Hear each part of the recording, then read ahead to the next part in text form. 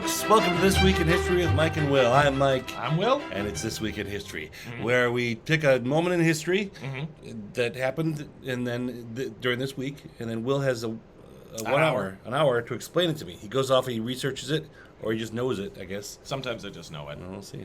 I know it, but I've researched it in the past. It's not I know this. So there's 1 hour. Yep. Will pays no heed to the sand here, though.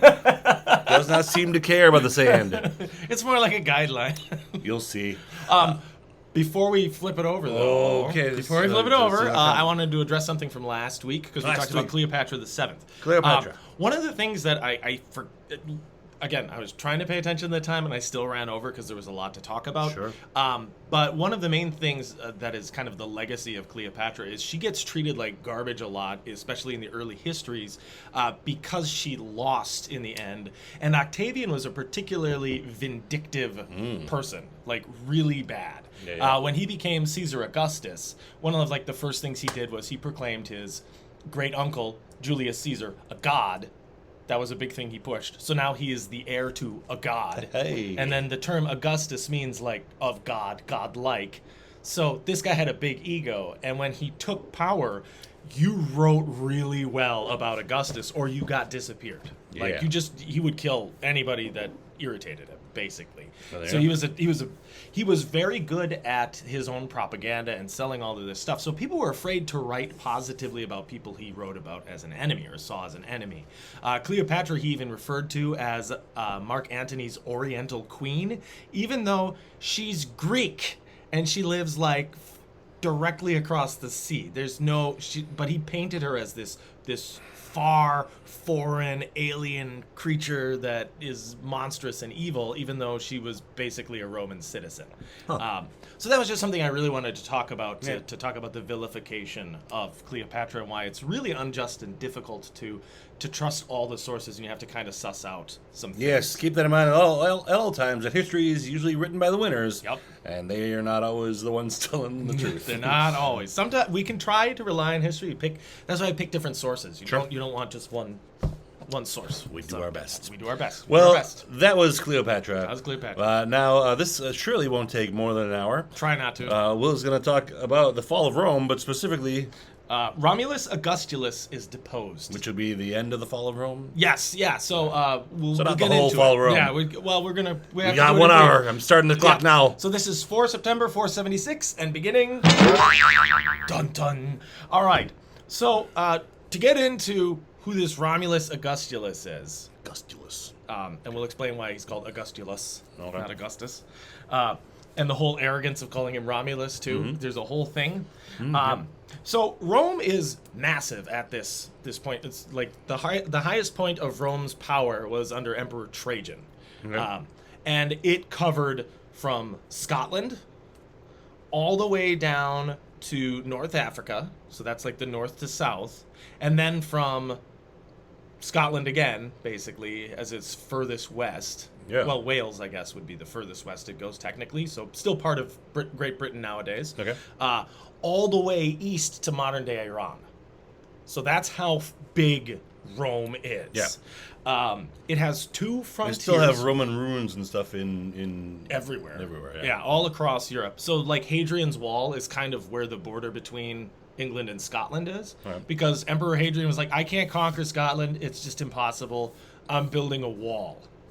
It didn't work. Oh. No big walls like that have ever worked. So anybody who says, like, build a wall around the thing doesn't work. That barely keeps out rabbits. Oh. But, like, the Scots would like, so it's a wall, but there's an ocean there and an ocean. We just go around it, or we'll climb it. Yep. Can't dig under it because it's all rock, but we'll just go around it or scale it, or bribe somebody and go through. Yeah, walls are easy to get around. Or like the Great Wall, it was huge, Yeah. and the Mongols just rode through the gaps or rode around it. There you go. And then they still conquered China, and then they finished the wall anyway, like. That's like a public works. It is a nice, And they're like, well, we're not going to leave it half done. It's good aesthetic. Yeah. Plus, it does create some security stuff. Sure, Station guards, whatever. But still, they're like, didn't stop us. But we don't want any more Mongols coming. So anyway, Rome is huge. Hadrian's Wall to what is called the Parthian Empire. We've talked about the Parthians before. And we're going to explain like why the Parthian Empire's line in the sand, quite literally, is like where Rome stops. And then one of the other frontiers is basically modern-day Germany. They called it Germania, and it was just black forest, which is actually what it's called, is the Black Forest. And delicious. It's, black forest cake. Delicious cake. But Germany is largely like, on the frontiers is swampy and big, scary forests, just super dense, difficult to get through. The two frontiers were actually created because of battles. And around the same time, actually, within like 50 years, I think, of each other. Okay. So the first one was the Battle of Carrhae, which was good old Marcus Licinius Crassus, the richest man in Rome. We've talked about him. The richest man in Rome. He led 9 legions, which legions about 4,000 guys on average, sometimes more, sometimes a little less. So like 36,000, yeah. But maybe more. Okay. Against the Parthians. It was a big flat field, and the Parthians are all cavalry. Horse archers and really, really heavy cavalry that are at least as heavy as like a medieval knight. Okay. But they would armor the horses too. Ooh. So they were just, it was like a little tank. Mm-hmm. And you had thousands of these things. And they basically just attacked the Romans, who were all on foot. They like crushed their cavalry, which they didn't have many, and then they just kind of killed them at their leisure. Almost his entire army was annihilated.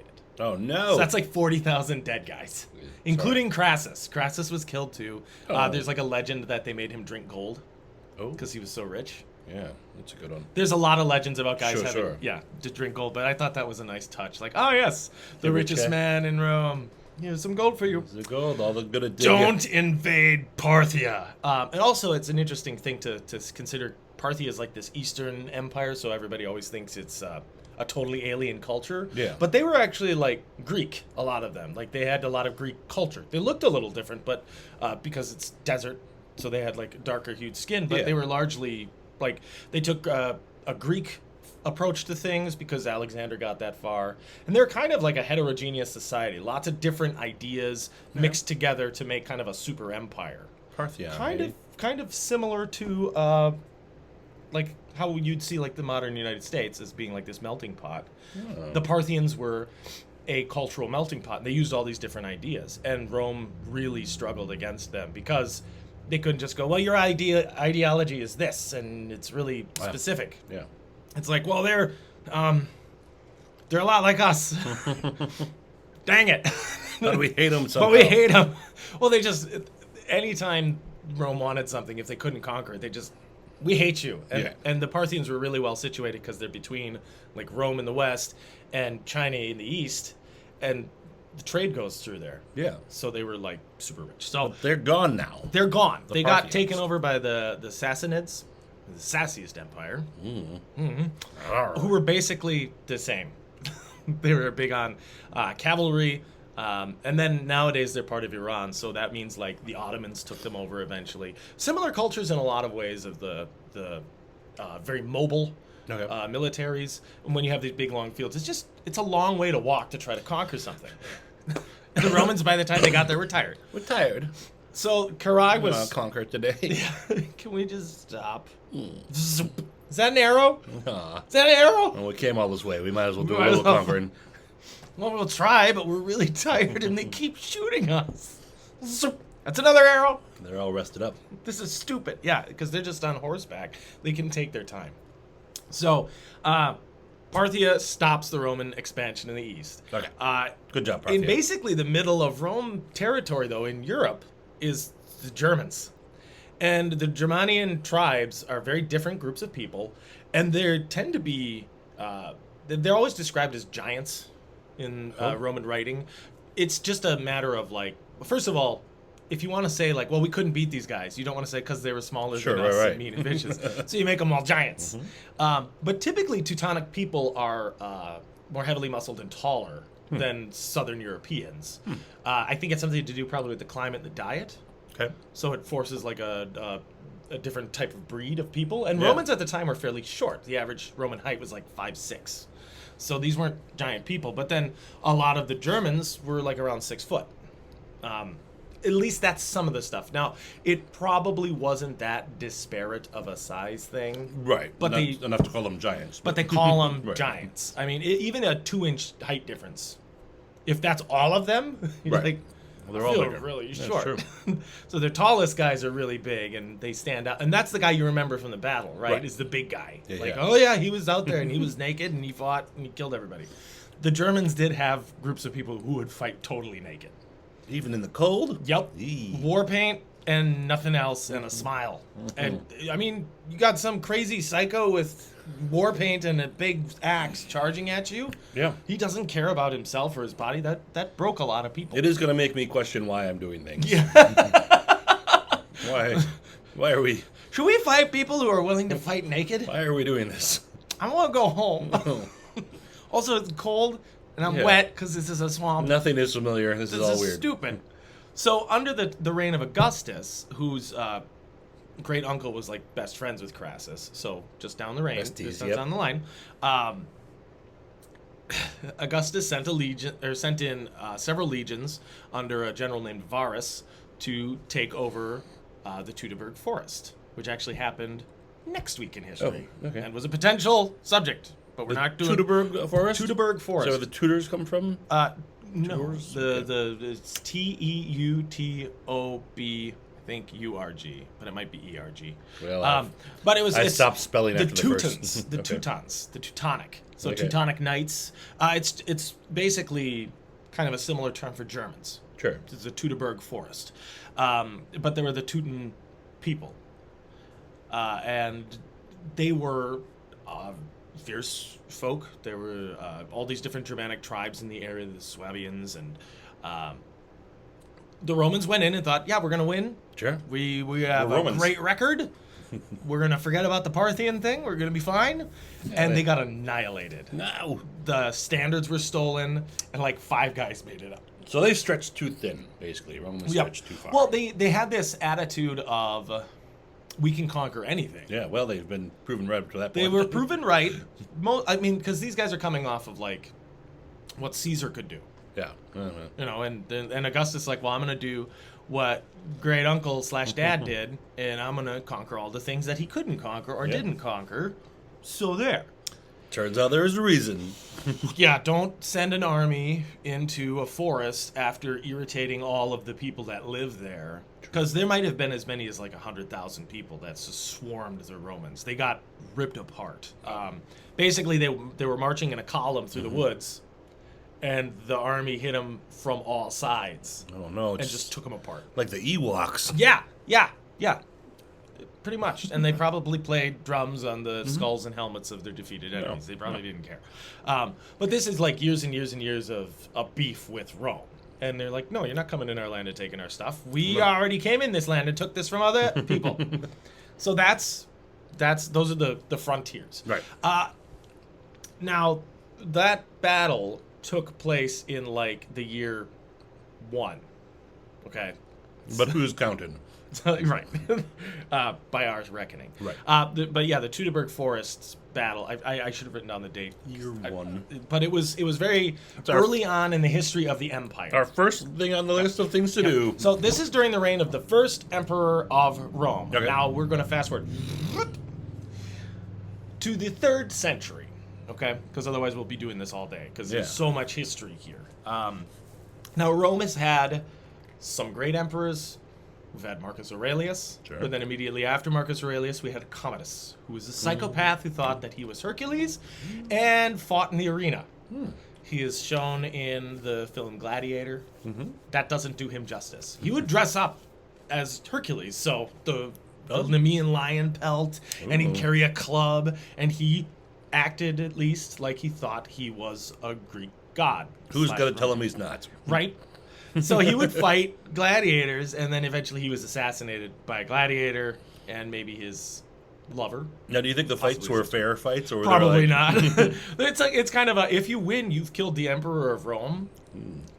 So you're going to die horribly. I guess. So the best thing that some of guess these you're gonna die either gladiators, way. the best they could do is try to put on a good show, because Commodus would know if they cheated or through the fight, and it would make him look stupid, and hope that he'd let them live at the end. a rough gig. It was a rough game. That was the card you didn't want to fight on. And they would do it like, this is the champion of this arena and he's going to go fight communists. And the guy would be like, come on! I can't even fight the guy because if I do, he's going to kill all my friends and my family and probably burn a town to the ground. You'll be dead. Yep. But everybody else will be dead. So it was a crappy gig. Yeah. It was a really bad gig. Probably so you not didn't well want paid that. either. No. Or you'd probably dead. There you go. Your employer might get a ton of money because the promoters usually owned the gladiators. Oh. So it wasn't so bad. The Don King of ancient Yeah, Rome. but if Don King owned Mike Tyson. Yeah, okay. But then Mike Tyson had to fight Ronald Reagan. Got it. Okay? And then, There, you see in the picture see now? the picture? That's the... There. I'm going to bite your ear off. Well, you got to do what you got to do. You gotta do what you gotta do. Take that, Tyson. Oh no! I can't kill me, the president. Can't kill me, the president. But all I do is kill people. Pretty much. Neither of us have a Don King impersonation. No. However. No. we I could do the hair. Can you? But can't I do don't that. know. I don't know. I don't want to make Don King mad. He'll make me fight Mike Tyson. Sure. And Mike Tyson nowadays would still just annihilate me. True. Anyway, but yeah, so these guys are trained killers and fighters, and Yeah. then they're fighting the emperor, who's like a part-time gladiator. So that's some of the emperors we're dealing with. We've got Nero, who was crazy. Yeah, heard about him. We've got Lil Boots. Caligula. Caligula. So crazy. Yep. So for every great Marcus Aurelius, you have a crazy guy, and then 2 or 3 kind of meh Roman emperors. Well, that sounds just like... Presidents. Yep. Every leadership ever. Yep. You've got some great ones, and then you've got the really, really bad one. You're like, oh. Yeah. Geez. And then you're like, who? Who is that? And then we're talking about there were times where the Romans had 5 emperors in a year. Oh. Crazy stuff like that happening. Sure, gotta check the food. Well, eventually with these 2 massive borders and all this trouble, Yep. and this is before phones and the internet and everything else. So if you want to pass information along, it's on foot or by horse, and it takes weeks, Horsefoot. months to get from one end of the empire to the other, depending on what's going on. If you want to move armies, that takes a long time. So you've got they're building roads and they're doing all this stuff, but over time, because of the constant shift in who's running things, priorities shift. Sometimes they're very selfish, and that sets the empire back.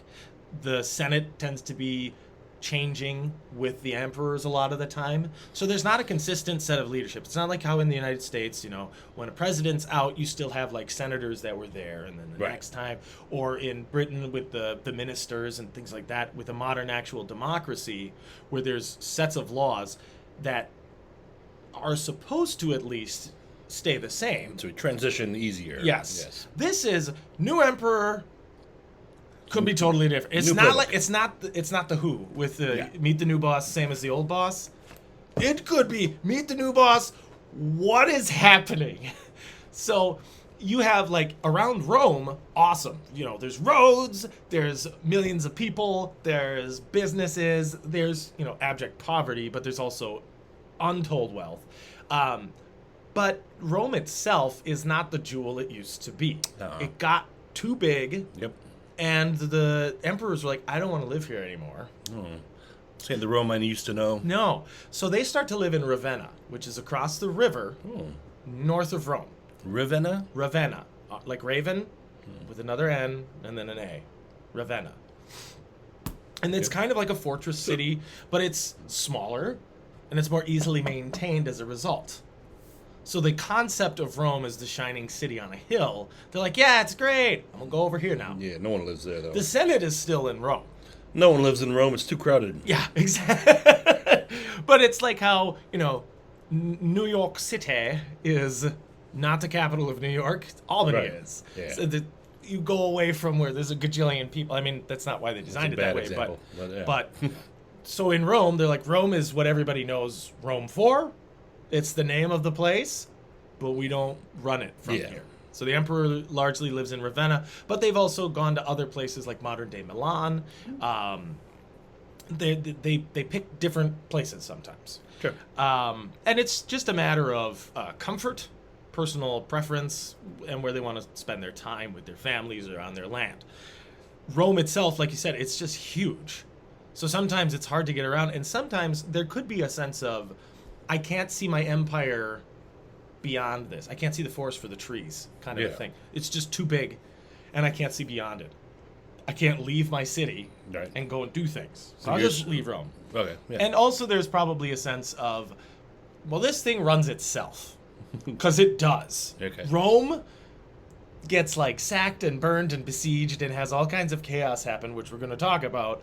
But it just like keeps going. It eventually goes from a population of 1 million to a population of 100,000 over the next century or so.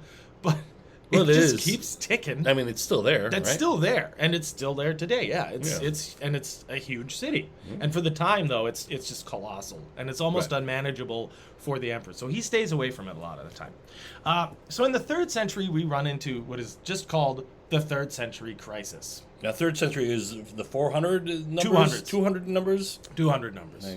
You go back one. Yeah. 1st century is 0. Yep. No, but it's 1 to 100. Got it. Because it's the first one. So during this time, it starts in 235 and it doesn't end until 284. And basically Rome almost falls. No. It's bad. Rome at the time has these 2 big frontiers that it's trying to manage. But then at any time that it tries to manage one frontier, there's like a rebellion from Romans, like Roman generals, going... You keep using your hand gestures off the screen. Sorry. No, that's fine. Everything's inverted. I can see. You can see. Yeah. They just can't see. They can't see. I got to watch the screen. I try not to watch myself. See vein. So you've got... There we go. So... West. So this is hard because this doesn't add much more. Okay, it doesn't add any more. So I'll try not to talk with my hands. Plus, if this ever gets turned into a pure podcast where they can't see, they're going to be so confused. Look at the visual aid, and as you can see from the visual aid, what? For those listening in the future. Sorry that you can't see the hand gestures. Probably for the best. So I'll use directions. So if you are leading some kind of effort in Western Rome, so that would be like fighting against the Germans. Yeah, get them. The Parthians are going to act up, or worse yet, your own governors start to act up. To help kind of alleviate the stress of raising all these armies, because traditionally Roman armies had to be Roman citizens, which means they were from the city of Rome. Traditionally, but I bet you would that take changed. As Rome got huge, you're like, so I got to get all my guys from Rome and march them all the way here. That's right. This is stupid. The only real Roman armies are from Rome. Yep. Champagne.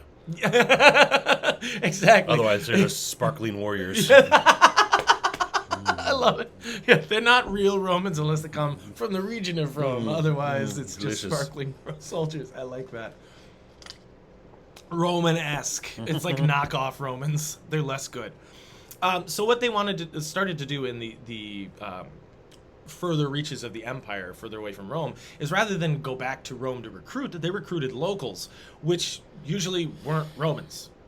They would recruit from client states. So as Rome conquered a lot of territory, they'd beat people up and say, okay, so you saw us beat the snot out of your neighbors. Yeah. Do you want that to happen to you? That would be good, if you want. Because we'll come in, we'll do it. Or... We've got 10,000 guys who are ready to kill you and take your stuff. Or you could work for us. What do you want to do? I just want to plow my fields. Okay, so you're cool with working for us now? Sure, whatever, Okay, cool. cool. So nothing's going to change for you, the peasant. Perfect. Okay, fields got plowing. Yeah, Bye. Go plow your field. Yeah. And that's basically how the Romans... I would imagine most peasants don't care. Yeah. A lot of the common folk were like, no, I'm good, just plow away. Yep. But most of these discussions would happen with chieftains, local leaders, who were not like... They always try to portray it in films as, they're just dirty barbarians. They live in hovels and they're covered in filth and fur and all that. There were a lot of what are called barbarians, and that just means they don't speak Latin.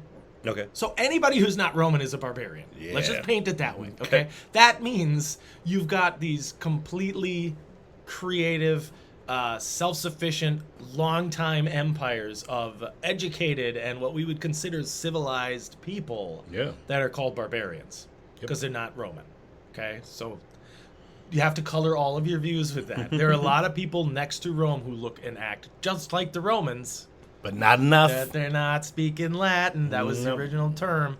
But now, by now, most of the neighbors speak Latin. It's the lingua franca, which is funny because that's a term. Lingua franca means like the local Frankish, the local English, the local terminology. It's a Latin term. Latin, and it's funny 'cause it's a Latin term, but was coined I think by the Franks. Right. Lingua franca. I'm not positive. I should look that up. It's an interesting phrase. But anyway, the idea is that Rome's the biggest player in the areas. We should speak Roman. We should speak Latin so that we can do trade with them. And now it's a dead language. Oops. Take that, Rome. So, yeah, these guys who are barbarians, like a lot of them, joined the Roman military. Sure. And these client states were called foederati. Foederai. Or ATI. No. So, Foederati. Foederati. Which is probably slightly mispronounced, but I did listen to a few pronunciation guides today to see what I got. For all I know, they're wrong, but you can trust no one. I can trust no one. In the era of the internet, with all this information, I can trust nothing. But it's history, too, so these things are thousands of years old sometimes. Who knows how they... Who are you going to offend? Yeah. Well, they're all dead, so there you go. Hopefully nobody... Forget about them, then. If I actually offend anyone, they're like, I am a 2,000-year-old Roman, and I'm mad. Wow. Okay, cool. Everything I thought I knew, I was wrong. What do you think of electricity? What? I invented it. I've been here this whole time. I'm 2,000 years old. I've been living in a hole. Oh, I'm sorry. I thought He's moved through time. Oh, yeah. He's moved through time. That's my view. He's immortal. Good. Anyway. How are the joints holding up? Great. Yeah, I'm immortal. It doesn't mean I didn't age. Yeah, I'm better. I'm basically dust. I don't feel good. So there is there's a Greek story like that. Yes. Like some tales. Yes, I forget. I was actually just listening to talks of this, and it was a guy was immortal, but he didn't ask for eternal youth. Whoops. Whoopsie. Gotta ask for so both. He did just age. Yeah. It's kind of like Methuselah, and I think Monty Python did the oldest man in the world sketch, I think. And I think it was like Michael Palin, his beard goes down like all the way, drags behind him. It's ridiculous. That seems far afield of what we're talking about. Yes. Old men. You have precious little time. I know. So we're talking about this crisis of the 3rd century. Now, during this, we have the foederati are kind of co-opted into the Roman military to bolster the ranks. Now, the Romans had always used what were called auxiliaries. So, let's say a big one was the Sarmatians. The Sarmatians were famous for having really good cavalry. So the Romans would use like a Roman corps of infantry, and then they'd have Sarmatian cavalry to do attacks. So you'd have like Sarmatians doing that stuff. Okay. You'd have Gallic infantry. The Gauls were good at fighting on foot. And you'd have different chunks of your military of people who like trained to fight a specific way to act in a certain fashion. Okay. Kind of like how the English used Welsh longbowmen, because the Welsh were really good at using the longbow. They had a ton of them, and then they would use, their own guys for melee infantry and for cavalry. So the Romans are big on using, what are you guys good at? Okay, we're going to use that. Come on in. That's smart. It helped to kind of integrate the societies, show that it was a two-way street. So these different tribes, these different groups would want to kind of ingratiate themselves to the Romans. Hey, you don't need to kill us. Look how useful we are. We're great cavalry. We're great scouts. We're archers. We're peltists. Jerry's got a good recipe for stew. Yeah. So make us useful. Yeah, and we're useful. And then they could become Roman citizens that way. So a lot of like these win-win all around. These contemporary Romans are descended from Germans and Gauls, from all these different tribal groups, because their family served in the military, which, by the way, the United States does, where we have, like, if you serve in the United States military, you get citizenship. And then they tried to get rid of that, which isn't cool. It's like, join up and go and fight in the war, But now every deal we said we were going to do with you is gone now. Yeah, that's bad. That's not cool. The Romans largely stuck by this, but they also had sometimes where like, so when we said you could be a citizen, we meant like a pseudo-citizen. You can pay taxes, but you can't run for office. Stuff like that. Surely had nothing to do with skin color or religious leanings. Actually, very little to do with good. that. Yeah, the Romans were pretty big on not caring about that. They're Well, like, good. well, we're a melting pot. They did a lot of what's useful. We're taking that and using that, and now we're calling it Roman. Perfect. Rather than, that's different, we hate it. Like the whole concept of like male armor, Yeah, not men's armor, but chainmail. That was a Celtic thing. The Celts invented chainmail. They're like, oh yeah, if we take a bunch of little loops of metal and we make it armor, it works. And the Romans are like, that's awesome! Little armor. Yoink. So you can mass produce it. It's easy to fix, and you can give it to like everybody. It just takes a long time to make. Yeah, give us that. Yeah. We're gonna use that. Now that's a Roman thing. Ha! Male armor, great stuff. It's always been a Roman thing. Yep. Now we're calling it Roman. We can say where we got it from, but now this is officially a Roman. That was the difference. The big thing for Romans is they'd co-opt a thing and then they call it Roman. Yeah. And that's how you do it. Rather than say, well, it's all different. No. We're all Roman. We're all Roman. Melting pot. We threw it in the stew pot. Roman. That Jerry stew thing. Jerry. Roman. Jerry was his name. Yeah, I said Jerry stew thing. Roman. Jerry was a Roman. He is a Roman now. Jerry's probably a bad name for Jerry Germanic guy, the German. I guess. German Jerry. That's what they call It was probably like Geraldus or something, and then they're like, Jerry, yeah. Or his name was Stu. It could have been Stu. And they're like, we're not calling it Stu. That's stupid. No. Stupid. Anyway, speaking of stupid, this bit's done. We're halfway done. We haven't gotten to where we need to be. Ah! So you have the Federati working as like mercenaries. Now these guys, instead of being loyal to Rome, are usually loyal to their commander or their paymaster, which is usually their commander. Yeah. So you can imagine the idea of having a bunch of guys with thousands of dudes following them around, loyal to them, basically working as warlords, doesn't work well for a society. I'm sure it'd be fine as long as we're always at war. Or, yeah, which you kind of are, but what if you want that guy's stuff? Yeah. Then do you go and take his stuff? What if he's Roman? Uh-oh. Where's our code of honor? Yeah, well, there doesn't seem to be a thing after a while. When you have that much money that you can just own people and then, pay for 5,000 dudes to do what you want, you start to get kind of that whole power corrupts, absolute power corrupts absolutely. Right. And some of these guys are called like Rex, king, by the locals. So that starts to go to their head. Yeah. And you have like a semi-autonomous governor who's supposed to run a province of Rome starting to go, I'm not doing this I'm not sending soldiers to Parthia to fight, or I'm not sending soldiers from Parthia to fight in Germania. I'm doing my own thing. Yeah. Rebellions all over the place. Eventually, Rome splits into 3 chunks that are ruled by different guys, and they're regional. So it's like the eastern chunk of Rome, Gaul becomes its own thing, and then like Italy, it's its own thing. And they're just beating each other up nonstop. And out of this comes a fellow named Diocletian. He's a general, he's well respected, he's powerful, and he wins. He unites all of Rome again in 268. Well, he starts to. And then by the end of the crisis, so 284 is when the crisis ends, he is... That's when it ends. So I'm sorry. Because 268 is actually when the empire split. Okay. And that's when Diocletian starts to show up in the books as like being a mover and shaker. And then he wins the war. Okay. So 284, that ends, and Diocletian says, this can't happen again. We broke it. We should This fix is it. stupid. But the old system didn't work, so we're not going to just go back to the old system of just run all of Rome like it's just its own thing. So he realizes because there's 2 fronts, 2 frontiers, 2 issues, Rome has to be kind of split bureaucratically to handle both problems at the same time. Okay. 2 co-emperors, Separate but but equal states. He creates what's called the tetrarchy. Tetrarchs, 4 leaders. Oh. 4. Tetris. Yep, I 4 get things. it. It just made sense. We've got 2 things to cover. So we 2 need sides. 2 sides. So therefore we need 4 people. guys. And the reason it's called a tetrarchy is because each chunk has an Augustus, which is emperor, and a Caesar. This is where it gets kind of confusing because we have a Caesar Augustus. This is different.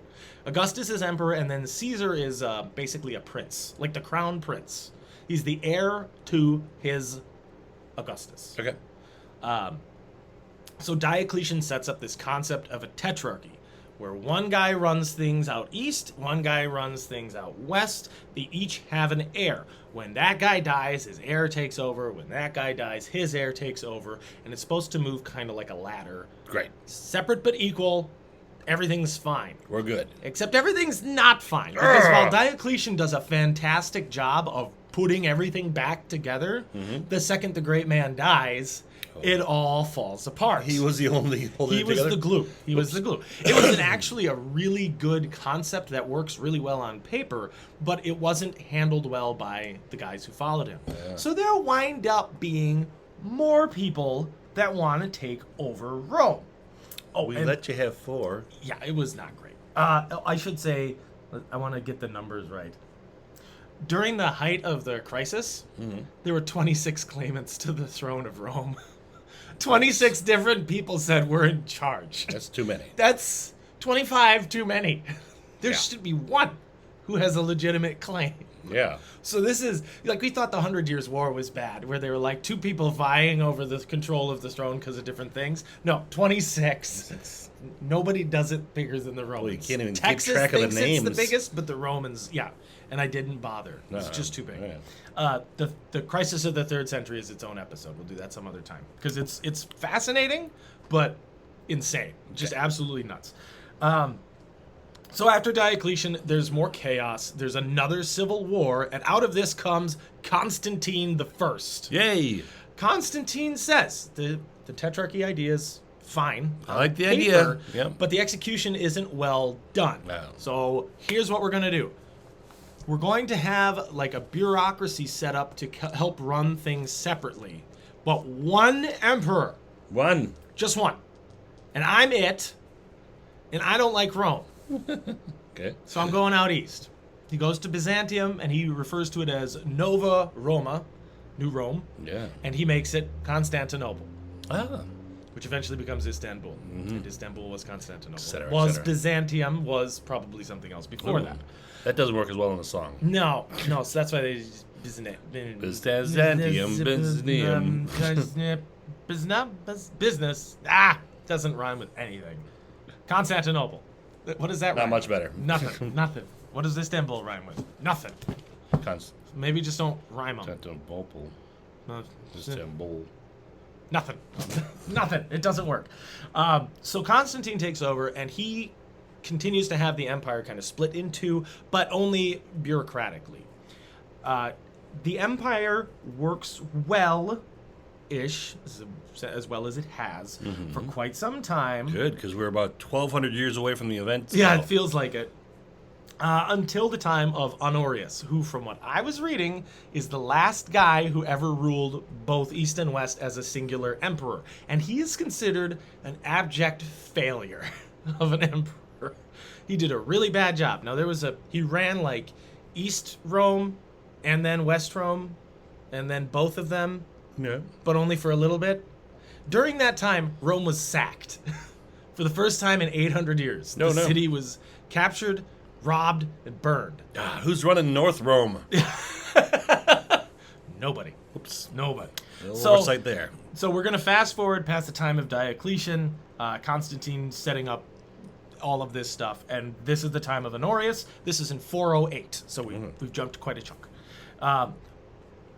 Some of the Still successions... have 1,000 years ago. No, we don't. The fall of Rome was in 476. Oh, I'm sorry. I'm looking at next week's You're topic. looking at next week's, yeah. We're still a little ways off, We're a though. little ways off, though, but now we're closer than I we're in thought. the home stretch. We're in the home stretch. Now, Right. 408 is a bad time for Rome. A fellow named Alaric the Goth shows up. This guy is historically just a badass. He is tough, brilliant strategist, great war leader, king of the Gothic people who are famous for white face paint and, looking sad and Hanging death out on metal. Hot Topic. Yep, hot topic. So an army of those Spiky guys colors. show up. I can't imagine they're hard to fight, though. That's you'd be surprised. It's amazing how that's the. I don't understand why that's the modern goth, when the goth back then was just a killing machine. Like that. I mean, not. They obviously have a culture and a style and all this, but these are the guys who like took on Rome and won at a time where that was not something you did. Even though Honorius was terrible, and basically anytime he controlled Italy, and that was about it. And then Alaric was like, "Give me money." No. And there was this guy Stilcho who said, "You got to give him money, or he's going to kill us." And they murdered him. So then they had like the olive branch between them is gone. So Alaric's like, "Fine, then I'm burning Rome." So he besieged it and then took it, and then just left because he's like, "Well, I'm not holding this city. This is stupid. No, I just wanted the money. I just want all the money." Yeah. So he looted it and went away. Yeah. So that's a problem. Honorius is seen as weak and stupid and awful. He's just treated like trash. He tried. He inherited not a great situation, and it ended really badly. So therefore, it's all his fault. Yep. This is not the fault of anybody else. It's all Honorius' fault. Hope everybody notes my sarcasm. But it's like, you inherited this ticking time bomb. Yeah. It's hot potato, right? And it's the last second, and now it's blown up in your face. Oops, well, it's your fault. Someone had to. You should have dropped it. You should have passed it on to the next guy. Sure. So this is bad enough for Rome. Then comes 434 AD. Ooh.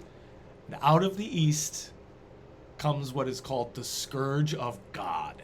Oh no, that doesn't sound good at all. Attila the Hun Oh, that fella. takes power in his people, in his lands, forges an army that has not been seen before, and pushes west into Roman territory. But not just Roman territory.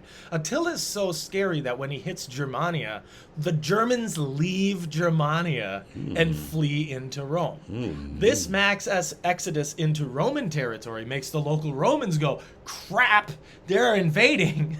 Because it's hundreds of thousands of Germans coming out of the woods and coming into their land their land, which they conquered from the Germans. So it's Germans coming back to Germany, kind of a thing. Yeah. But these guys have been here for forever now. They've been here for hundreds of years, and now the Germans are there, and they're like, I don't like it. I'm going back to Rome. Okay. So then that causes an emigration of the Romans. It causes this But the Germans running in are like looking behind. Yeah, the whole time. Like, go! Go! Go! I'm trying to think of a scene that this would be like from a film where they're like, "Hey, it's the guy we know. Oh crap, something's wrong." And he's like, "Go! Go, go, go, go, go, go, go!" Yeah. You see 80,000 people run out of the woods behind him. There it is. That's the beginning of Indiana Jones. It is Indiana Jones running to the ship, and the guy's like, "What's going on?" "Go! Start the plane!" Or Jack Sparrow running onto the beach, and then all the natives running out after him, mad at him, like, "Oh, that's why we're okay." Like, I think same idea, both those movies. But Anyway. It's almost like there's nothing original in movies anymore. I'm sure there's something that predates. They did it in Tropic Thunder. Sure. Ben Stiller comes running out of the woods. They're like, "What's going on?" And he's chased by 1,000 angry people because he's just the worst. He's got a little kid on his back stabbing him. It's great. It's a very funny movie. He deserves it. He's a jerk. But it's, go, go, go! I was so wrong! So that's what all of the Germans are doing is, right behind! Another great example. John Candy, The Great Outdoors, comes into the cabin. "Big bear! Big bear chased me!" And they're like, "Oh yeah, it's a big bear." And then the bear breaks because nobody at first really knows why the Germans are running. Yeah. And then in comes Attila and his army of just death. Yes. These guys depopulate entire swaths of Europe. It set the world back like hundreds of years. Yeah, well, that's one method of taking over things, I guess. Yeah, because he had a very strict policy. You surrender or you all die. Period. Yeah. And anyone who did not surrender, he killed all of them. There's one other guy in history that's been like this. You know what? Tough but fair. Tough but fair. One other guy's done the same thing but worse, and that's Genghis Khan. So these two are seen as kind of... And he impregnated a lot of ladies on the way. Yeah, Genghis Khan apparently has millions of children now. But and Attila would have, but he didn't live as long as Genghis. Heart problems. Well, he apparently died of a nosebleed in his sleep. Yeah. That's a sucky way. That's why you sleep on your side, kids. You don't want to be like Attila the Hun. That's why. Yeah.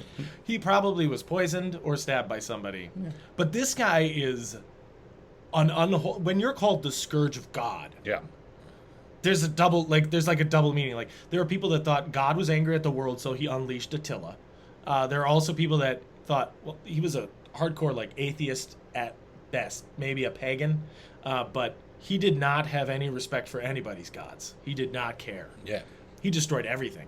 But at the same time, he was trying to build something for his people. So he started taking on the idea of like Roman baths, because he's like, oh yeah, baths a great idea. How do you get the hot pipes? This is amazing. This stuff's great. I don't believe in God, but I believe in hot water. I believe hot water. Hot water. Plumbing? What? And some of his people didn't like that. Like, no. We ride around, we conquer, we kill everything. That's our job. That's what we do. Yeah, but have you tried the spa? Dude, have you? And then a lot of the Huns were like, that's nice. That hot water? Oh, we don't have to nice. go to... Oh my God. Oh, I've been riding a horse for 26 years. And could you imagine that? Like your life is horseback, and then you get to sit in a hot bath. Delicious. I would never leave. You'd be like a week before I came out of the tub. And they're like, dude, you're just a prune.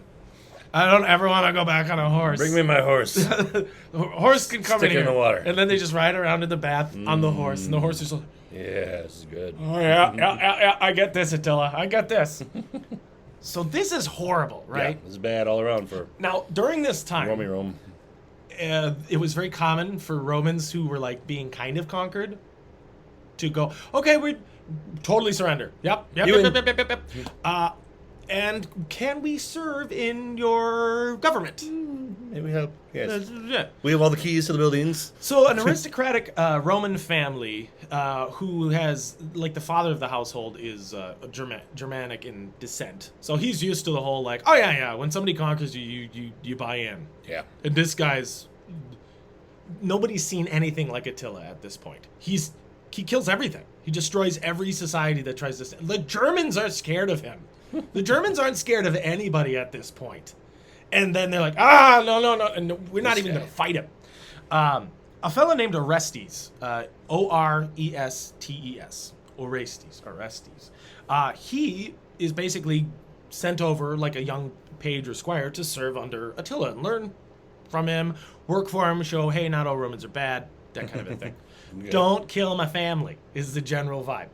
So he actually rises through the ranks of Attila's army in the 440s and 450s. This is when this is going on. Is he's serving in Attila's army? I think in 452 he was like the secretary of Attila's military. So he's a big mover and shaker. This guy's important. Now back in Rome, we're in the time of two emperors.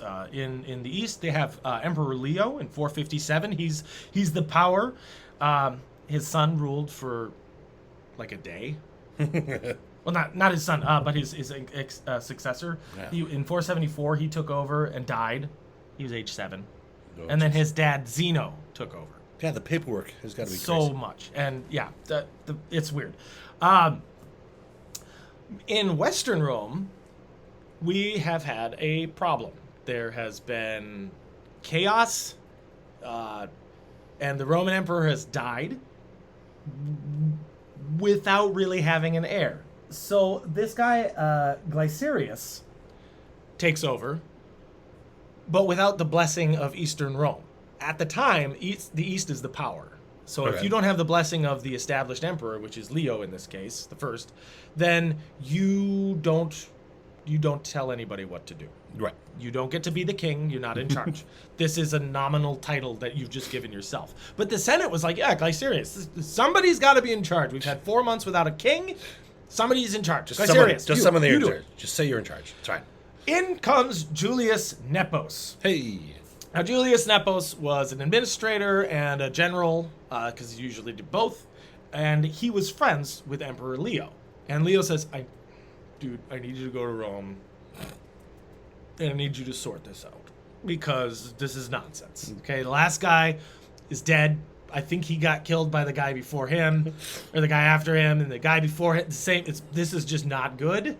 You go. You go in and fix it. Okay. We're going to give you troops and money and our backing from the east, which doesn't mean squat if something really bad happens. But we trust that you'll handle it. Go. Tough gig. All right. So he does. Nepos he's like, wait. I get to be emperor then? Yes. Sure, why not? Western Roman emperor, if you can hold on to it. You can have it. If you can do it. So Nepos does what all the other Romans in the West especially have been doing. He goes to the foederati. One of them is Orestes. former servant of Attila and a really well-respected soldier. And so he gets this great Roman fighting man to be his aide, and he's like, all right, we're going to Rome. We're going to Rome, and we're going to fix this. Once and for all. We're going to fix this, man. At the same time, this is a hard one to pronounce. Oedacer. Ooh, Oedacer. O-A-D-A-C-E-R. Oedacer. Okay. This man is a German. Like, purebred. Okay. He is a foederati, so he's a soldier. He's not necessarily a man of great rank or influence, but he is personally well regarded and well respected by his people. He works for Nepos and Orestes. He's been taken in as basically a mercenary to help them retake everything that's going on in Rome. He believes very strongly in the concept of serving the Roman Empire. This is our job. This is what we're supposed to do. We're going to do it. But also, he, as a basically a mercenary, he does want more in the end. He wants to have, they refer to it as a tree roof. Ooh, like a tree home, roof. a roof. They want to, Okay. because I think that's a poetic term that I read. But it was the idea like the Germans lived under the trees kind of a thing, okay. wide in the open. But it's the idea of they want land, they want a home. They've been displaced by Attila's invasion, Yeah. and then other people pushing west because of the amount of people that were displaced by Attila is in the hundreds of thousands, possibly millions. Yeah. Because you see this just wrath of God coming through, burning everything, killing everybody, and then the fear that rides in front of him. This is the horseman of the apocalypse kind of scenario. People thought the world was ending. Yeah. So For some of them, it was right. they were just running everywhere. The people in the east were running west, and the people, east of that were running further east towards like China. He impacted everything. It was like if you set a match to like a map, like you have this cloth map, and then it starts to burn, and then just that's what it looked like. Everything's on fire. Jerk. Yeah. Or, the reset button. I guess. But everybody else has done this stuff. He's just way better at it. Okay. He's just way better at it. Yeah. But eventually he got stopped and he died. So people are like, okay, but they're trying to recover from that. Yes. Which just gutted everything. And if he had been alive, like he basically made it to Rome and then stopped. Well. Because they bribed him a lot. But he could have, if he'd had another 20 years, who knows what would have happened. We'd all be speaking Hun. Yep, probably. Actually, that's not far off. That would have been the basis land. He would have killed everybody. He'd just been like, all right, we're all Huns now. Okay. Okay. We wouldn't be doing this on a podcast like this. We'd be doing it on horseback in a field. I'm sure they would advance technology. No, actually, we've seen how Attila was like, ooh, bath. Yeah. Yeah. Oh, how the barbarian has fallen We'd be from doing this in a bath. Is what we'd be doing. probably. Yeah, it's like that's just the standard now. Everybody just sit in a bath. Like if you're at home, you're in a bath. I'm on board. I'm on board with this idea. I'm actually fine with that. So Nepos rides to Rome Here we go. with his army. With Orestes, he makes him his Magister Militum. This is the number 2 guy in the empire. He's the military. He's like the number 2 commander guy. in chief. He's the general. Yeah. Yeah. He's his number 1 guy. Yeah. Yeah. That's his guy. This proves to be a horrible idea for Nepos. So they take Rome. They get rid of Glycerius. He goes off to retire. That's Probably the best idea, though.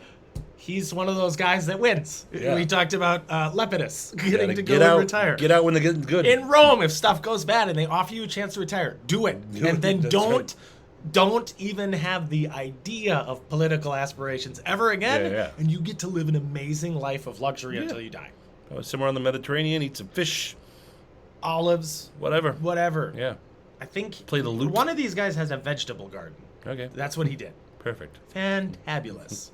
Then that's how he spent the rest of his life. Actually, I think that was Diocletian. He eventually got old and then didn't want to run the empire anymore. So he went and he retired And then he just spent the rest of his life like, it's like The Godfather.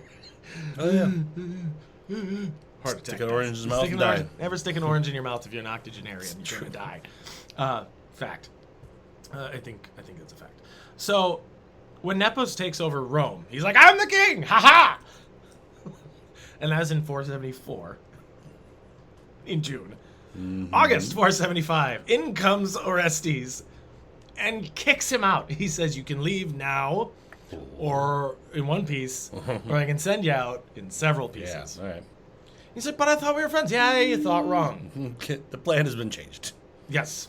Pray I have don't altered. Yeah, I have altered. We managed to pull that one out all the time. I have altered the deal. Pray I don't alter it further. Good line. It's a great line.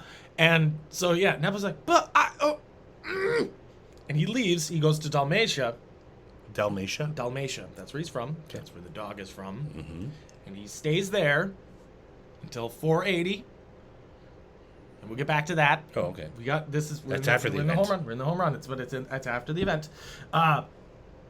So Orestes takes over. Yeah. And he's like, well, I'm not going to be king. That would be wrong. Right. But my son shall be king. Oh, okay. And he is Romulus. Romulus and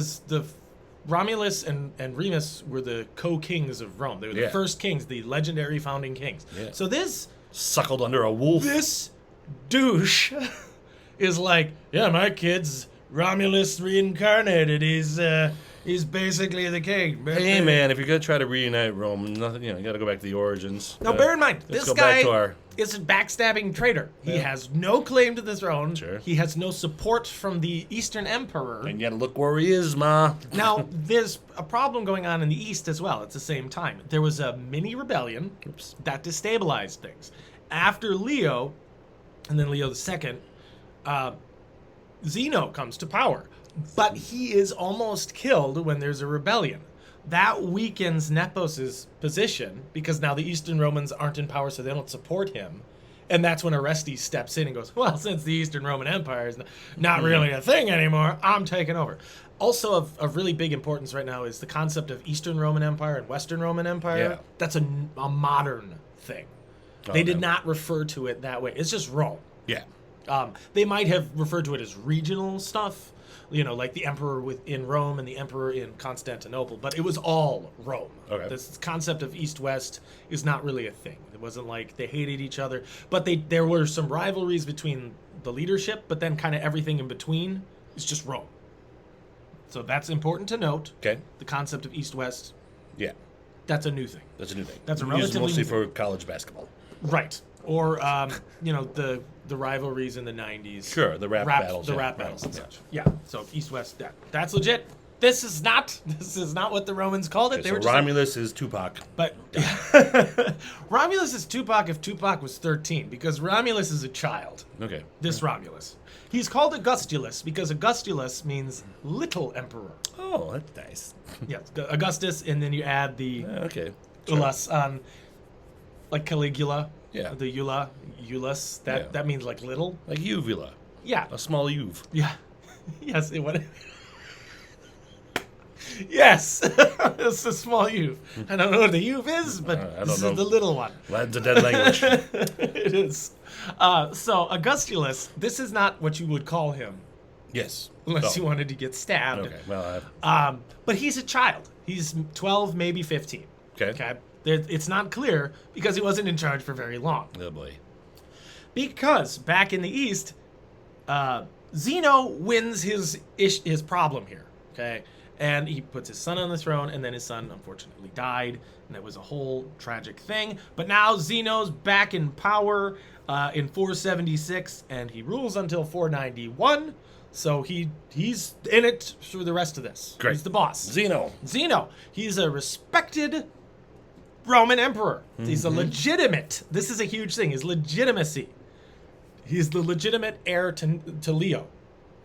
And Leo ruled for like 20 years. So he was 17 years. So that's a long time compared to the Western Roman guys. Who lasts less than a month. This is forever. Sure. But so he's a respected guy. He's a legitimate guy. He's seen as the leader. Might have been a bit of a schemer. but most of them were. And Orestes is not. And Orestes is the power behind the throne. Even though Romulus is sitting on it, Orestes running the show. Yeah, he's the general. He's he's in charge of the army, and he's a jerk. Because when Oedesir comes to him and says, "So we fought for you guys, and there's some stuff going on that we're not. Well, we'll just put a pin in that. We were promised a home, land, place to be. I promised my people that we would do that." And basically, he set up as like the union rep. You go talk to the boss. Oh, yeah. And we were wondering, when are we going to get the land? Yeah. About Romulus basically dismisses him out of hand. Yeah, It's just like, why is this German talking? Oh, boy. Go. This is not going to end well. Get away. So Oedesir goes back to his guys, and they are not happy. No, I bet. They're furious that they deposed the emperor. Like, they did not take part in it. Yeah.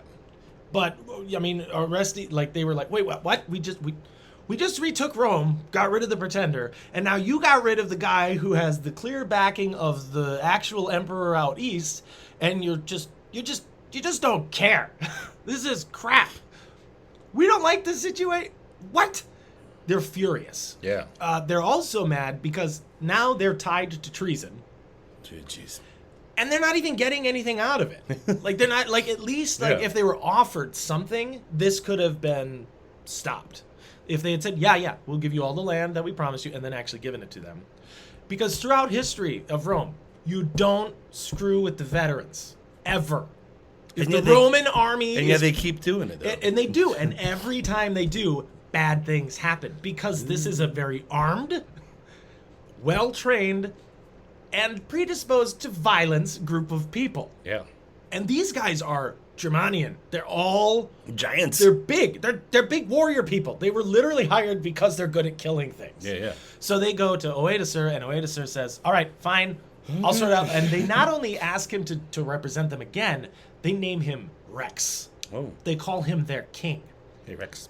They say, "You are the authority in this. We trust you. Do it." We served under the Romans. We serve under you. Do the right thing, and we'll follow you." He marches into the capital. I believe that there's a battle, which he wins pretty handily. He takes out Orestes and has him executed for treason. Oh. Romulus disappears. Bye.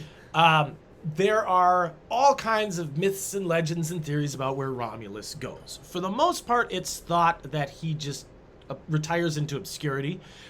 He might have gone to this very big fortress and just retired there, out of sight, out of mind, and then helped found an abbey or a monastery, and then just retired as a monk. A pleasant life. Because later in history, he's contacted. There's a letter sent to a Romulus at this monastery talking about his pension.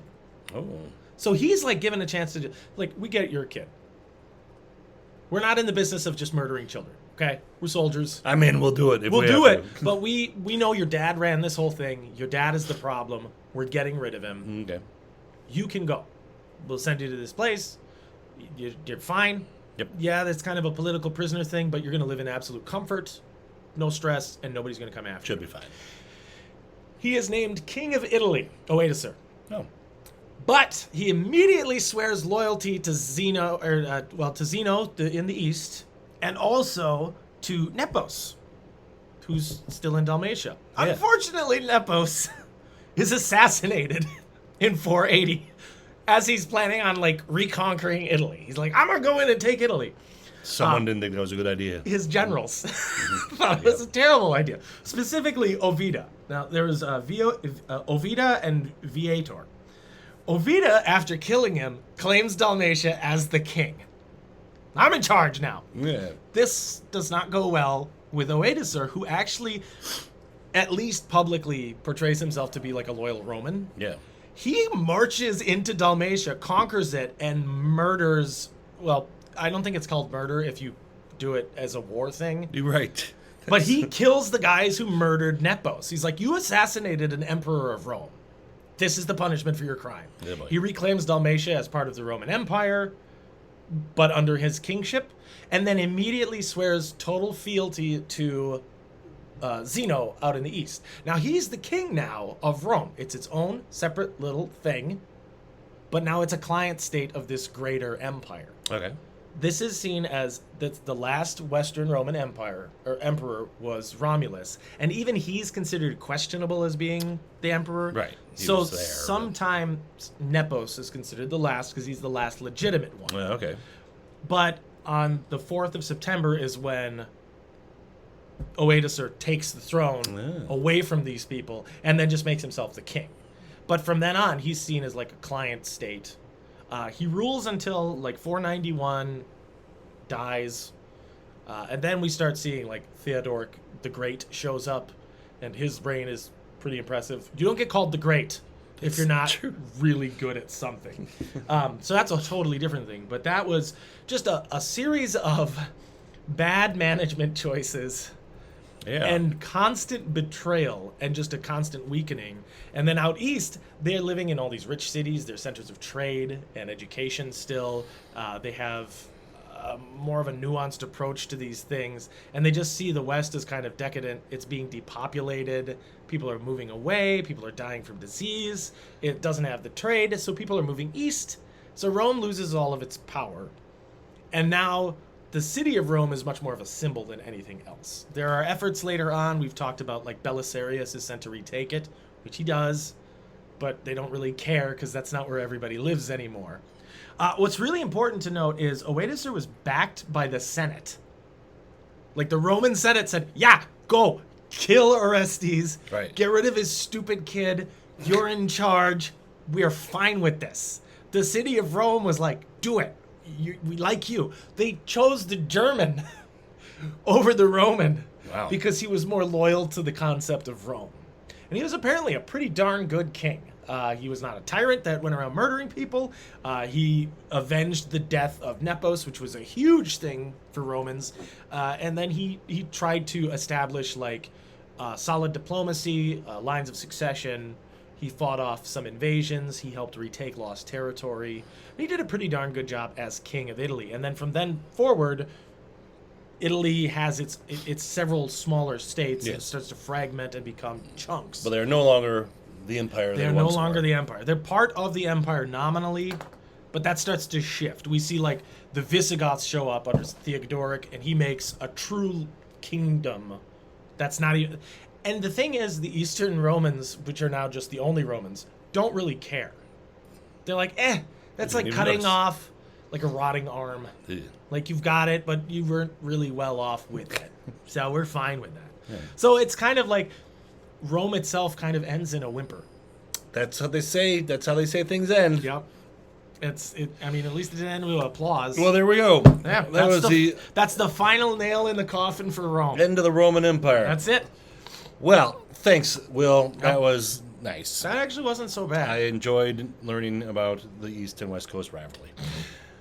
Next week we will be discussing This is French. Is this in France? This is in France. Gilles de Rais. Yep. Is arrested in 1440. Yep. For what? You'll have to tune in and find out. We don't know. Pretty cool. Some big deal happened in 1440. Yeah. I mean. He's a French guy. Yeah, it's a French guy. We're gonna figure out. I got lots of information. I know nothing about this, nor will I learn until next week. Next week. Same with you. So subscribe and like, share, comment, and love comments. Be well. Don't take over a country. And if you're part of a thing that takes over a country, don't assassinate the guy that was sent there to do it in the first. Don't do that. Just be honest and decent. Don't stab each other in the back. That's treat your veterans well. That's a good one too. We'll see you next week. Thanks, Will. You're welcome, Mike. Bye. Bye, guys.